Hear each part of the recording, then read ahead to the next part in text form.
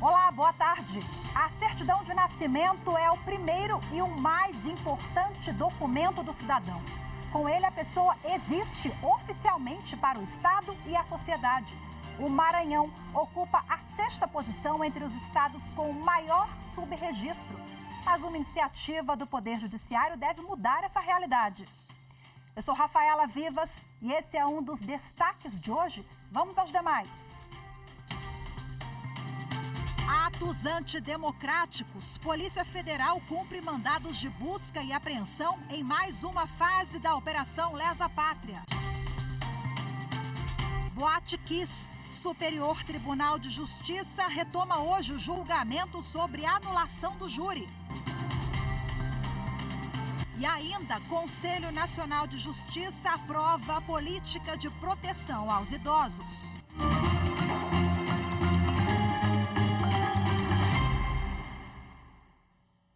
A Polícia Federal deflagrou hoje a 16ª fase da Operação Lesa Pátria. O objetivo é identificar pessoas que financiaram e incentivaram os atos criminosos de 8 de janeiro. A Amanda Mustafa tem as informações. Os policiais foram autorizados a cumprir 53 mandados de busca e apreensão expedidos pelo ministro Alexandre de Moraes do Supremo Tribunal Federal. As ações foram autorizadas em 7 estados, 12 em São Paulo, 2 em Mato Grosso do Sul, 6 no Paraná, 3 em Santa Catarina, 2 no Tocantins, 2 no Ceará e 26 em Minas Gerais. O ministro autorizou ainda o bloqueio de bens e valores dos investigados, que poderão ser usados para o ressarcimento dos prejuízos provocados pelas invasões aos prédios dos 3 poderes. Segundo informações da Polícia Federal, os danos causados ao patrimônio público podem chegar a 40 milhões de reais. Os alvos dessa nova fase da operação são pessoas que financiaram e incentivaram os atos antidemocráticos. Desde o 8 de janeiro, o trabalho de investigação não parou e a Polícia Federal declarou que a Operação Lesa Pátria é permanente, com atualizações periódicas das ações. 17 inquéritos já foram abertos desde o início da operação. Os envolvidos podem responder pelos crimes de abolição violenta do Estado Democrático de Direito, golpe de Estado, dano qualificado, associação criminosa, incitação ao crime, destruição e deterioração ou inutilização de bem especialmente protegido. Em outra operação, dessa vez em Balneário Camboriú, Santa Catarina, a Polícia Federal desarticulou um grupo criminoso com atuação internacional que simulava atuar na extração de esmeraldas. A organização captava investimentos em vários países por meio de depósitos em Bitcoin, com promessa de altos lucros, mas que nunca foram creditados aos investidores. A estimativa é que cerca de 25 mil pessoas tenham sido lesadas em um prejuízo aproximado de 100 milhões de dólares. Na ação de hoje, os policiais prenderam 3 pessoas e cumpriram 11 mandados de busca e apreensão em 3 estados.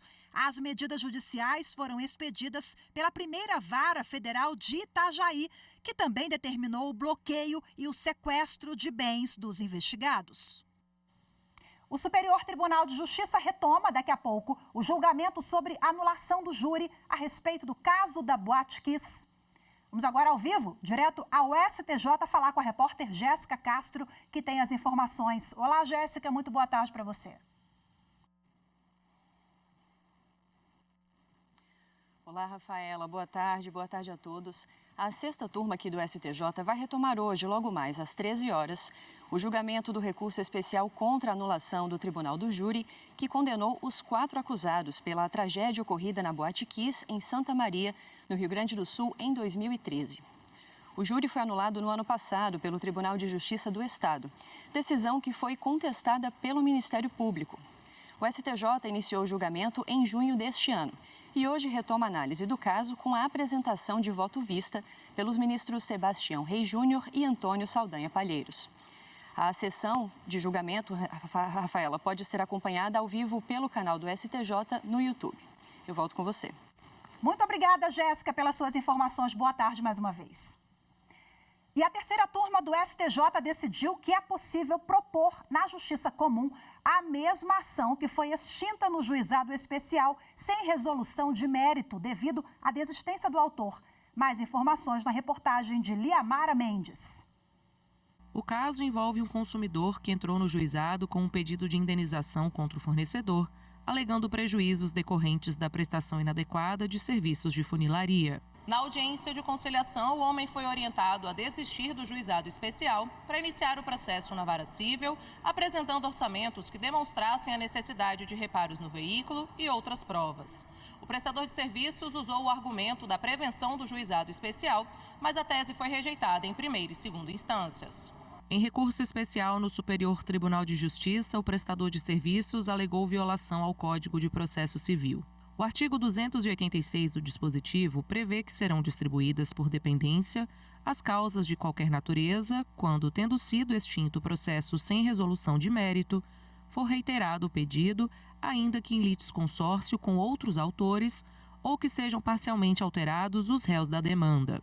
A relatora, ministra Nancy Andrighi, ressaltou que, conforme a jurisprudência do STJ, cabe ao autor escolher entre o processamento da ação perante o Juizado Especial Cível Estadual ou perante a Justiça Comum.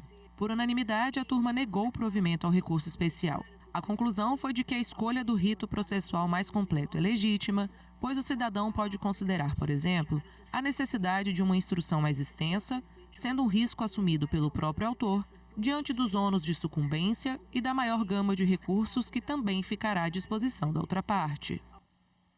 O Ministério Público Federal ajuizou ação civil pública para que a União seja condenada a fornecer um cronograma detalhado das providências para a regularização fundiária da área referente ao Campo de Santo Antônio, no Rio de Janeiro.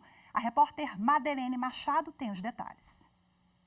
Na ação, o MPF requer que a Justiça determine o prazo máximo de 1 ano para que se estabeleça o cronograma de regularização fundiária do Campo de Santo Antônio, localizado no bairro de Realengo, no município do Rio de Janeiro, em favor das famílias. Desde 2015, o Ministério Público atua para que o poder público faça a regularização, mas as tratativas extrajudiciais não prosperaram. Apenas em 2021, durante reunião com o superintendente da Secretaria de Patrimônio da União, foi informado que a área pertencia ao Exército, que aceitou ceder uma parte do território.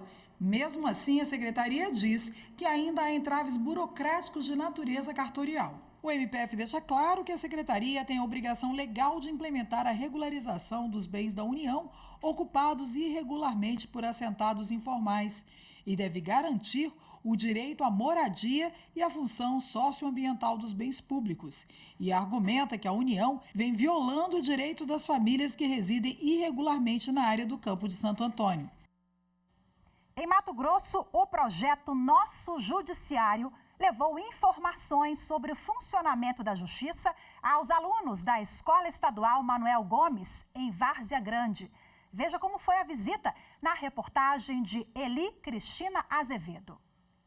O projeto Nosso Judiciário plantou mais uma sementinha da pacificação social, trazendo para estes alunos informações importantes sobre direitos e deveres como cidadãos. Os alunos eles vão entender melhor o que é a justiça, né? E o fato do tribunal vir à escola aproxima mais a justiça da comunidade, né? E aí a comunidade também vai saber como é que, vamos dizer assim, correr atrás de seus direitos, né? Fazer, antes de ir na justiça, procurar, vamos dar um exemplo, pacificar, né? Ser pacificadora, entender. E os alunos vão passar para o pai aquilo que ele aprendeu. Durante a palestra, os alunos do 7º, 8º e 9º anos acompanharam atentamente as explanações sobre o funcionamento do Poder Judiciário, como ter acesso à justiça e receberam cartilhas ilustradas do projeto. Eu aprendi também que a justiça era de graça. Eu não sabia que era de graça, inclusive. Eu aprendi também bastante coisa sobre desembargador, sobre defensor público.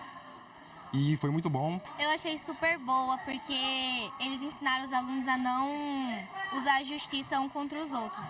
Eu aprendi o que é desembargador, advogado, e eu tô até pensando em ser advogada quando eu crescer. Por quê? Porque eu gosto muito de defender as pessoas. Ah, que bacana! A seguir, você vai ver com a gente no próximo bloco, iniciativa do Poder Judiciário do Maranhão cresce a emissão de certidão de nascimento de recém-nascidos no estado. As informações já já.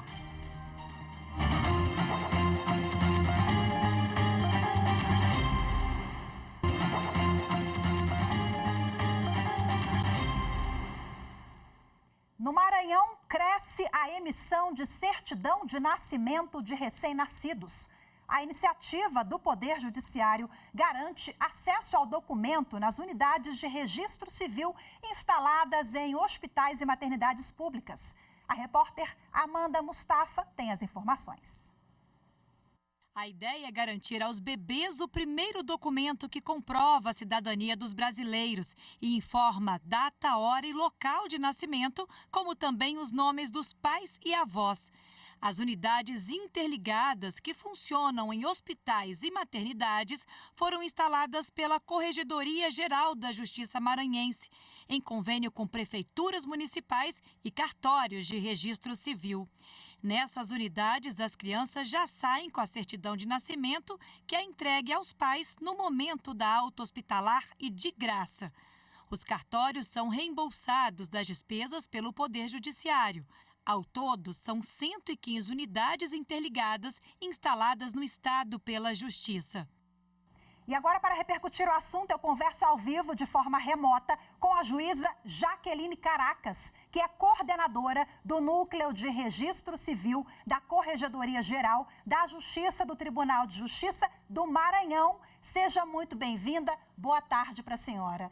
Bom, a gente acompanhou na reportagem agora, né, esse índice positivo. Lá no início, na abertura do jornal, eu disse que o Maranhão ocupa o 6º ranking com estados ali que têm baixos índices de certidão de nascimento. Mas vamos começar com o índice positivo? Vocês já subiram 2 posições depois da iniciativa do Poder Judiciário, posições relacionadas a unidades interligadas no estado. Conta pra gente o que isso significa, doutora. Bem-vinda.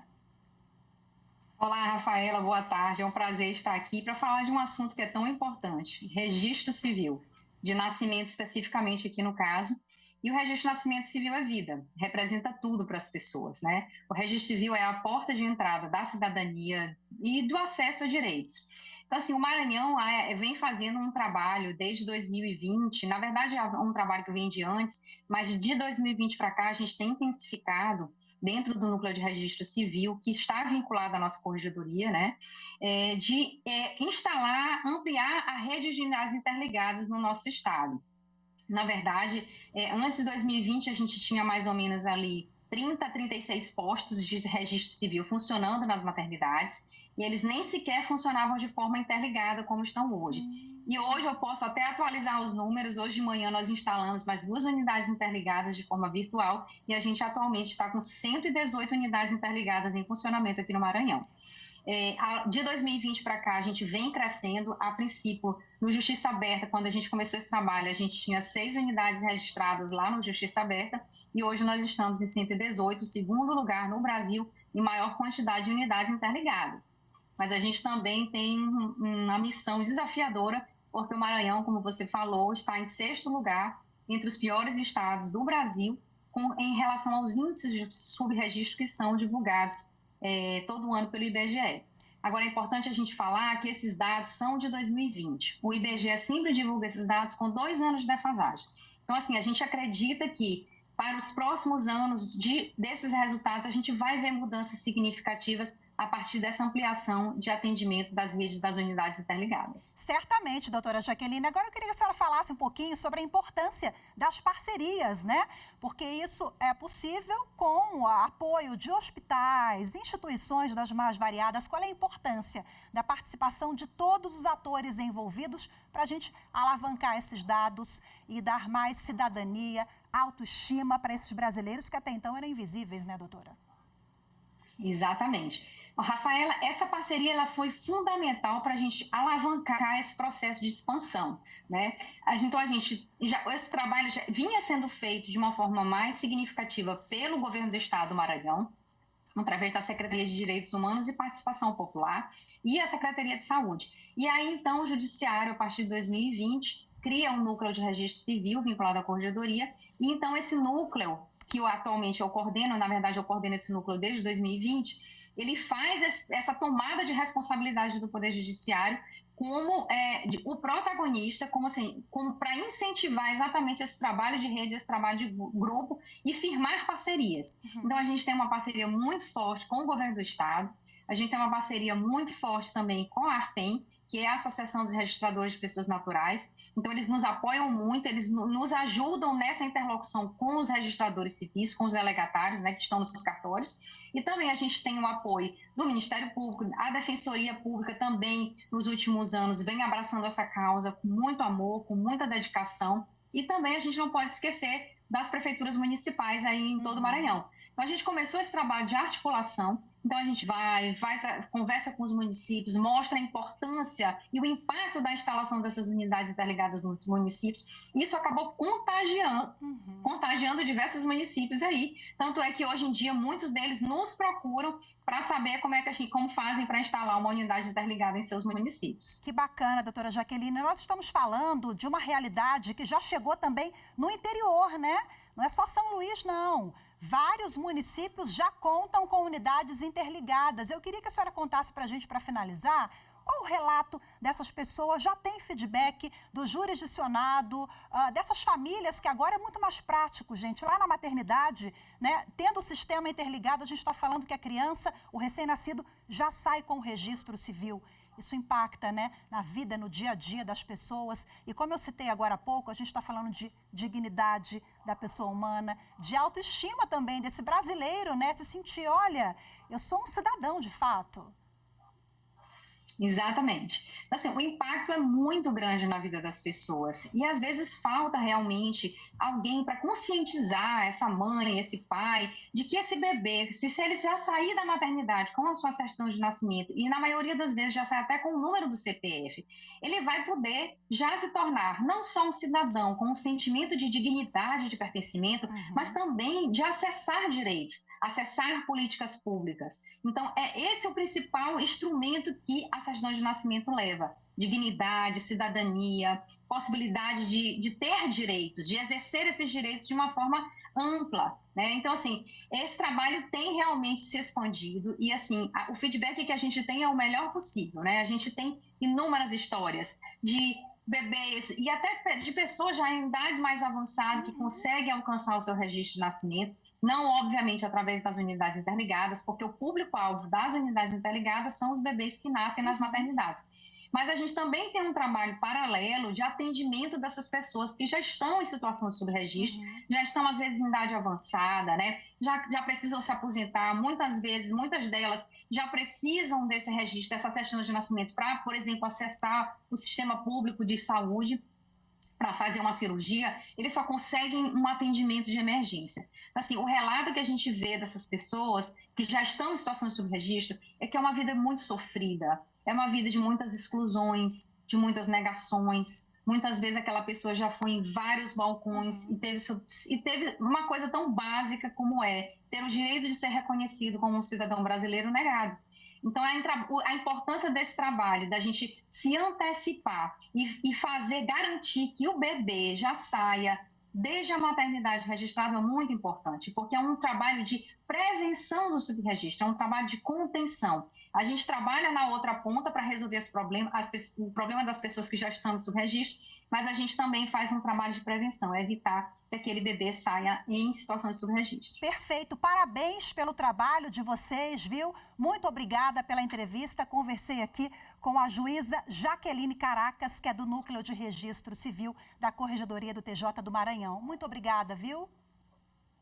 Obrigada, eu que agradeço a oportunidade. A seguir, Conselho Nacional de Justiça aprova a política de proteção aos idosos. Os detalhes em instantes, voltamos já.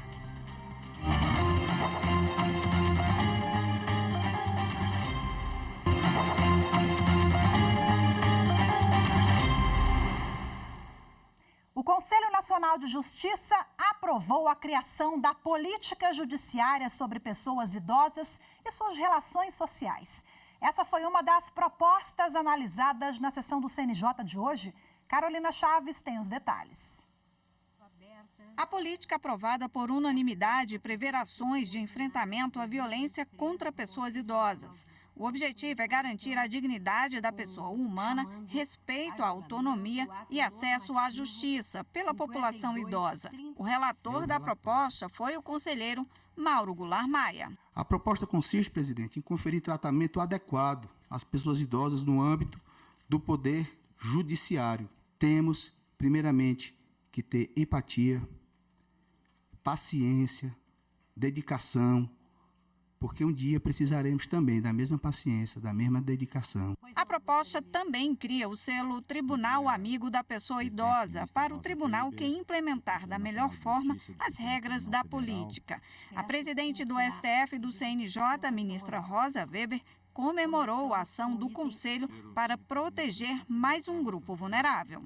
Toda a política que tem sido, ao longo das gestões, observada e estimulada aqui no Conselho Nacional de Justiça, visa justamente lançar o foco, em termos de políticas públicas no âmbito judiciário, nos grupos vulneráveis, né? E estamos sempre com a preocupação com as questões raciais, de orientação sexual, e agora chegamos aos idosos. O CNJ também analisou o caso do desembargador Antônio Montanagna, do TRT da 15ª Região. Segundo denúncia da ABRAT, Associação Brasileira de Advogados Trabalhistas, ele divulgou nas redes sociais, durante a campanha eleitoral, uma série de imagens e expressões discriminatórias contra um dos candidatos à presidência da República. O relator Corregedor Nacional de Justiça, Luiz Felipe Salomão, votou pela abertura do processo administrativo disciplinar e foi acompanhado por todos os conselheiros. Liberdade de expressão não constitui direito absoluto e, no caso dos magistrados, deve-se coadunar com o necessário à afirmação dos princípios da magistratura.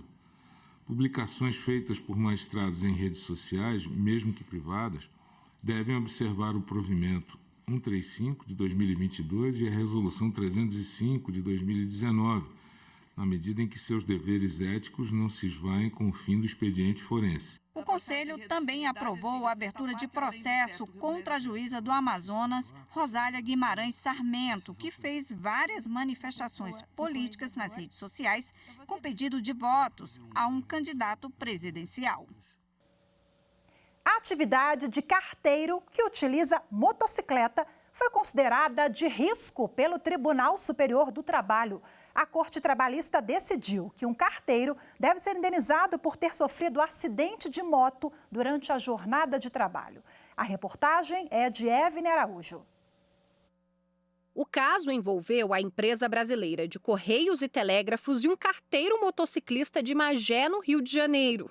O trabalhador contou na ação que sofreu um acidente durante o expediente. Ele disse que precisou passar por cirurgia e que ficou afastado das atividades por 60 dias. Devido às sequelas, o homem acabou sendo considerado inapto para continuar na função que exercia. O Tribunal Regional do Trabalho da 1ª Região, no Rio de Janeiro, reformou a sentença de 1º grau que havia condenado a ECT a pagar indenização de R$40 mil ao carteiro. O TRT aplicou ao caso a responsabilidade subjetiva, na qual deve ser comprovada a culpa da empresa. Segundo o regional, adotar a vertente contrária de responsabilidade objetiva, em que não é exigida a demonstração de culpa do acusado, acabaria por inviabilizar o exercício da atividade empresarial. Da decisão, o empregado recorreu ao Tribunal Superior do Trabalho. O caso foi analisado pela 3ª turma. Segundo o relator, ministro Maurício Godinho Delgado, a situação autoriza sim a responsabilidade objetiva da empresa, com base na teoria do risco, em que o dono do negócio responde pelos perigos que a atividade promova. Para o magistrado, não há dúvida de que o trabalho com o uso de motocicleta expõe o empregado a riscos mais acentuados, como o de acidentes de trânsito. Estamos considerando, como é a nossa jurisprudência, atividade de risco, trabalhador dos Correios. Então, nós estamos dando provimento, dizendo que é atividade de risco, sim, e por essa razão estamos dando provimento para, declarando a responsabilidade civil objetiva da reclamada pelo acidente de trabalho, restabelecer a sentença que a condenou no pagamento da indenização por danos morais e materiais decorrentes do acidente de trabalho, além do pagamento do vale alimentação no custo do afastamento previdenciário. A decisão foi unânime. Ainda cabe recurso.